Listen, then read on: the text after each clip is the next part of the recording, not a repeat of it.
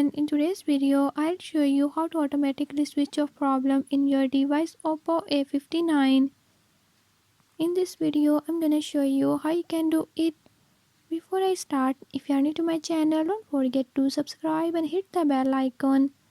Watch complete video and learn how you can do it. Let's watch the video.